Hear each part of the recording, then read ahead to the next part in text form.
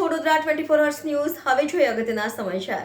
નિસહાય માનવ કલ્યાણ સંઘ અને શ્રી હરિ સેવા ટ્રસ્ટના સંયુક્ત ઉપક્રમે દિવ્યાંગજનોના પડતર પ્રશ્ને વડોદરા જિલ્લા કલેક્ટર કચેરી ખાતે આવેદનપત્ર સાથે રજૂઆત કરવામાં આવી.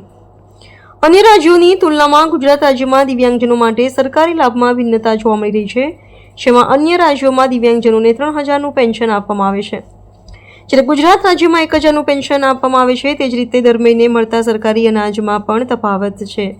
ત્યારે આજ રોજ નિસહાય માનવ સેવા સંઘ તથા શ્રી હરિ સેવા કલ્યાણ સંઘના સંયુક્ત ઉપક્રમે ડોક્ટર સલીમ વોરાની આગેવાનીમાં દિવ્યાંગજનો સાથે સરકાર સુધી કલેક્ટરના માધ્યમથી રજૂઆત કરવામાં આવી હતી, જેમાં દિવ્યાંગજનોને દર મહિને ₹3000 પેન્શન આપવામાં આવે, દર મહિને 45 કિલો અનાજ મળે તથા મુસાફરીમાં સુવિધા ઉપલબ્ધ કરવામાં આવે સહિતની આગેવાનીઓ સાથે રજૂઆત કરવામાં આવી હતી.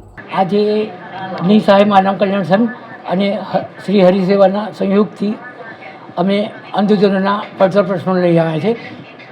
દિવાળીપુરા કેવળબાગ દિવાળીપુરા કલેક્ટર કચેરી ખાતે. એમાં પ્રથમ જે સરકારી કર્મચારી હોય અને દિવ્યાંગોના એનું પેન્શન મળતું હોય એના સંતાનને એ સરળતાથી મળે, એની ફોર્મની વિધિ બહુ સરળ બનાવવી જોઈએ. બીજું, જે સમાજ સુરક્ષા ખાતા દ્વારા એસટી નિગમનો પાસ આપવામાં આવે છે એ જોઈને 45 કિલો અનાજ મળવું જોઈએ. હાલનું જે અંધજનોને અપંગોને જે અનાજ મળે એ સડેલું આવે છે. ત્રીજું કે બધા રાજ્યોમાં લગભગ અંધજનોનું પેન્શન 3000 મળે છે બીજા રાજ્યોમાં, જ્યારે ગુજરાતમાં સૌથી ઓછું 1000 મળે છે.